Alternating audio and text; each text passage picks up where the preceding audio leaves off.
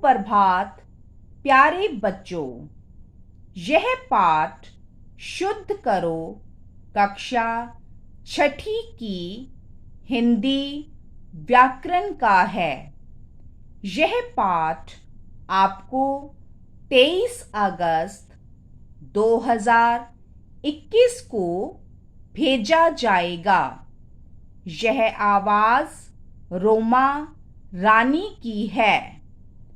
प्यारे बच्चों, आज हम इस पाठ में शुद्ध करो के बारे में पढ़ेंगे।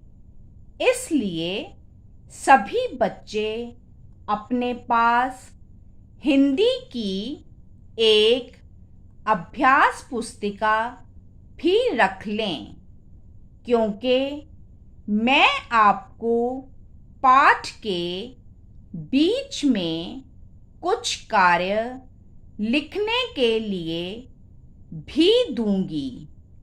बच्चों, अब मैं आपको शुद्ध करो के बारे में समझाऊंगी। यदि आप तैयार हैं तो मैं आपको शुद्ध करो करवाने जा रही हूँ। सभी बच्चे इन्हें ध्यानपूर्वक सुनेंगे एवं समझेंगे। शुद्ध करो। बच्चों, ध्वनि, शब्द तथा वाक्य प्रयोग के स्तर पर प्रत्येक भाषा का एक मानक वह रूप जो शिक्षाविदों द्वारा माना जाता है रूप होता है।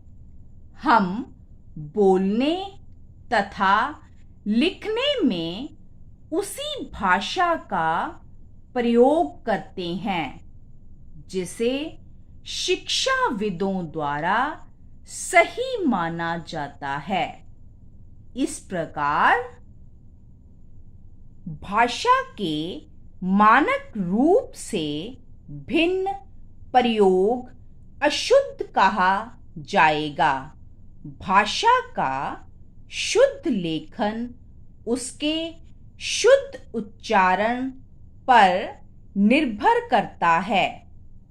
बच्चों, हिंदी भाषा उसके उच्चारण के अनुसार लिखी जाती है, जिसे जैसा बोला जाता है वैसा ही लिखा जाता है। हम भाषा को तभी शुद्ध लिख सकते हैं जब हमें उसका शुद्ध उच्चारण करना आता होगा। अशुद्ध उच्चारण के कारण बहुत सी अशुद्धियां देखने को मिलती हैं। इसलिए किसी भी भाषा का शुद्ध रूप सीखना बहुत जरूरी है।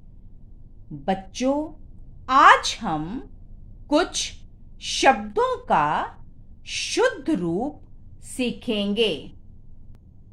अशुद्ध रूप, शुद्ध रूप। प्रशंसा, प्रशंसा का शुद्ध रूप है प्रशंसा।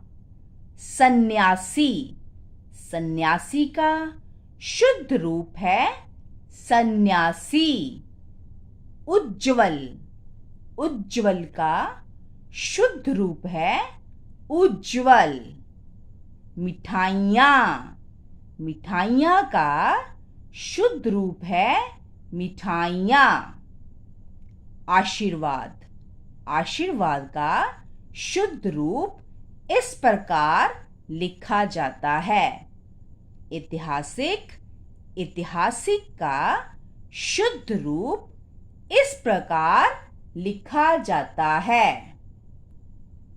उल्लंघन का शुद्ध रूप इस प्रकार लिखा जाता है। उल्लंघन। उन्नति, उन्नति का शुद्ध रूप इस प्रकार लिखा जाता है। उन्नति, इसमें छोटी ई का प्रयोग किया जाता है। विज्ञानिक, विज्ञानिक का शुद्ध रूप है वैज्ञानिक। चाहिए, चाहिए का शुद्ध रूप ए के साथ लिखा जाता है। कवित्री, कवित्री का शुद्ध रूप है कवित्री।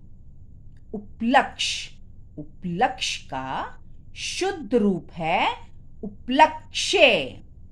बल्कि, बल्कि का शुद्ध रूप है बल्के। स्थिति, स्थिति का शुद्ध रूप है स्थिति। पूजनीय, पूजनीय का शुद्ध रूप है पूजनीय। रचयिता, रचयिता का शुद्ध रूप है रचयिता।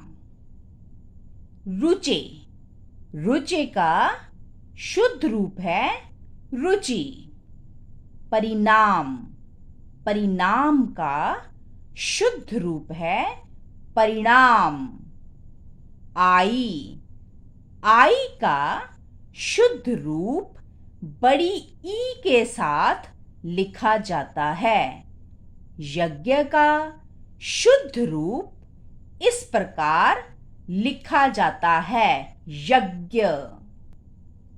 बच्चों, मैंने आपको शुद्ध करो अर्थात शब्दों के शुद्ध रूप समझा दिए हैं। अब मैं आपसे इसके आधार पर कुछ प्रश्न पूछूंगी। अब आप यहाँ 3 मिनट का